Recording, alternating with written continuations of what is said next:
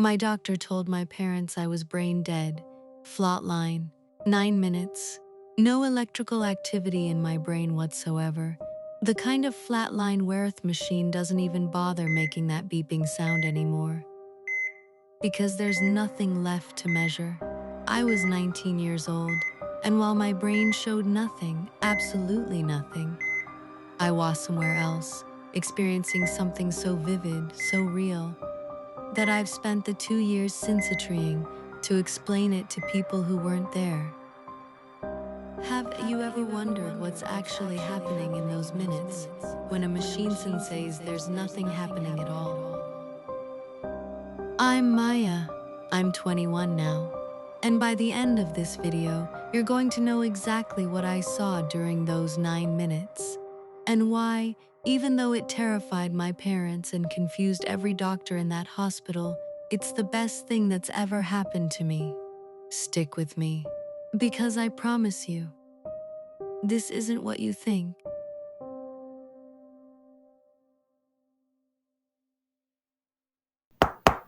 Okay, so before I get into what happened, I want to explain something, because I know how this sounds. A flat EEG, that's the test that measures electrical activity in the brain, is one of the strictest medical definitions of death that exists.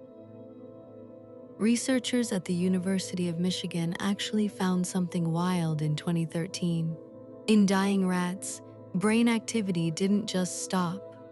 It spiked dramatically right after the heart stopped, in patterns associated with heightened consciousness.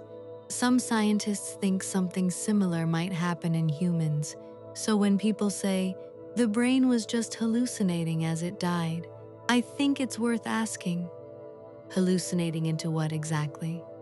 Because what I experienced didn't feel like a hallucination. It felt like the only time in my life I've been completely, perfectly clear-headed. A little about me. I was a sophomore in college, studying graphic design.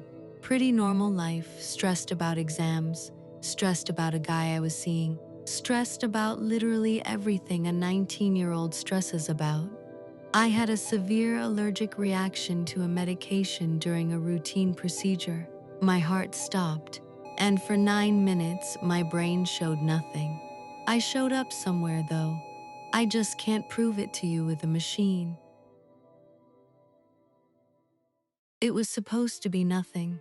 A minor outpatient procedure. They were checking something related to a stomach issue I'd been having for months.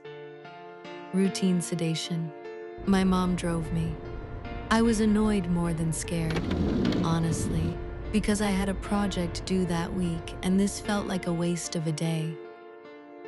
I remember counting backwards from 10 when they gave me the anesthesia. I made it to 7. What I didn't know, what nobody knew, was that I had a rare allergic reaction to one of the medications. Anaphylaxis. My throat closed, my blood pressure crashed, and within minutes my heart stopped beating on the table. The medical team started CPR immediately. They worked on me for 9 minutes before they got a pulse back. 9 minutes where my mother was sitting in a waiting room, completely unaware that her daughter had just died.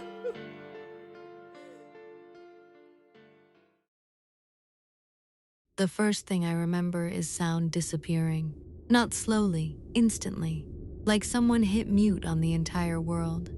And then this weird floaty sensation, like when you're falling asleep and you feel like you're dropping, except I never hit the ground. I just kept rising. I looked down, and I know how insane this sounds, but I saw the procedure room. I saw my own body on the table. I saw a nurse who I swear was crying while she did compressions on my chest. And I remember thinking weirdly, don't cry, I'm fine, even though I definitely did not look fine. And I wasn't scared. That's the part people never believe. I was 19, I should have been terrified. Instead, I felt this insane, overwhelming calm, like someone had wrapped me in the world's biggest weighted blanket made entirely out of peace. Okay, remember at the beginning when I said this would surprise you? We're getting there now. This is the part nobody expects. The procedure room kind of dissolved, and I was in this space full of light, not blinding, warm, goldish, like golden hour, but everywhere at once, with no sun causing it. And I felt the most insane sense of relief, like coming home after the worst week of your life. And then I saw her, my great-grandmother. I never met her. She died before I was born, but I recognized her instantly from the one photo we have of her, the black and white one on my grandma's mantle. Except in this photo, she was young, like younger than my mom is now. And she looked at me like she already knew everything about me. Every awkward phase, every heartbreak, every 3 a.m. anxiety spiral about my future, she said. And again, not with her mouth, more like the words just appeared fully formed in my head. You're so worried about becoming someone. You already are someone. Stop auditioning for your own life. I started crying, or whatever the equivalent of crying is when you don't have a body. That line hit something I had never said out loud to anyone. Not my mom, not my boyfriend, not even really to myself, in those exact words. But it was true. I had spent my whole life feeling like I was auditioning. For my parents, for my friends, for colleges, for boys, for myself.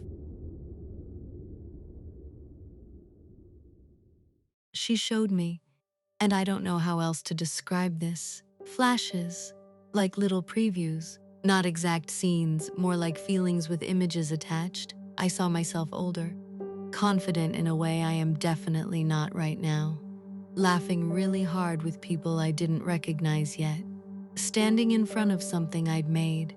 I think it was a building, which is weird because I'm a graphic design major, not architecture, but I just knew it was something I'd helped create.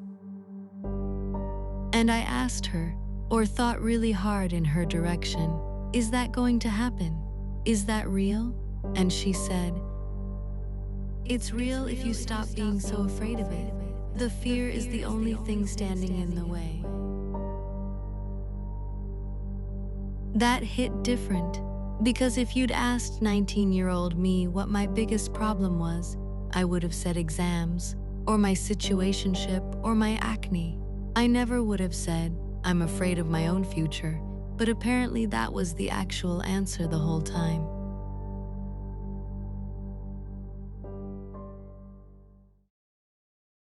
I didn't want to leave, genuinely.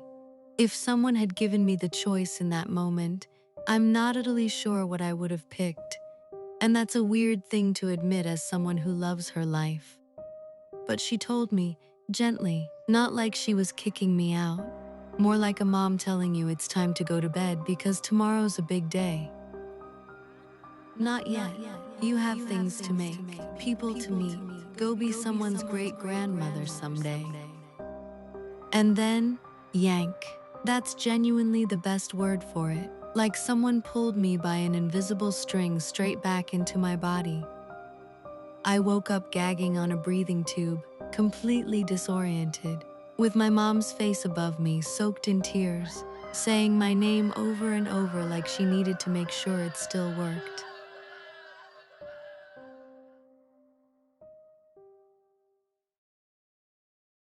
Recovery was honestly rough. Physically, I was fine within a couple weeks. Mentally, it took a lot longer. I didn't tell anyone outside my family for months because I genuinely thought people would think I was either lying or losing it. But something had actually shifted. I switched my major, not randomly. I'd been wanting to study architecture since high school, but I talked myself out of it because it felt too ambitious and too risky. After what I saw, that fear just didn't have the same grip on me anymore. I also stopped auditioning. I told my boyfriend at the time the relationship wasn't working. Instead of performing happiness for another 6 months, because I was scared of being alone. I called my great-grandmother's daughter, my actual grandma, and asked her to tell me everything she remembered about her mom. She cried on the phone. She said nobody had asked her about her mother in 20 years. One conversation, one ripple I never would have created if I hadn't spent 9 minutes with a flat brain and a very full heart. I'm 21 now. I'm studying architecture. I am, somehow, still single, but for the first time that doesn't feel like a problem I need to fix. I think about my great-grandmother all the time. Not in a sad way, in a she's somewhere rooting for me way. I don't know exactly what I experienced. I don't know if it was heaven, or my brain doing something science hasn't figured out yet, or both at once. What I do know is this. You don't have to wait until your brain goes flat to stop auditioning for your own life. You're allowed to just be someone right now, today, without proving it to anybody first.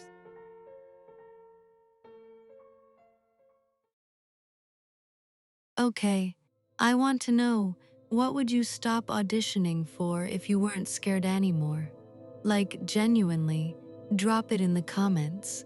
I want to read what you're holding back on, and if you know someone our age who's stuck in that same fear spiral I was in, stressed about becoming someone instead of just being someone, send them this video. It might hit different coming from someone who's actually been there. Both places, honestly. Subscribe to NDE Revealed for more stories like this one. I'll see you in the next one. Go be someone today.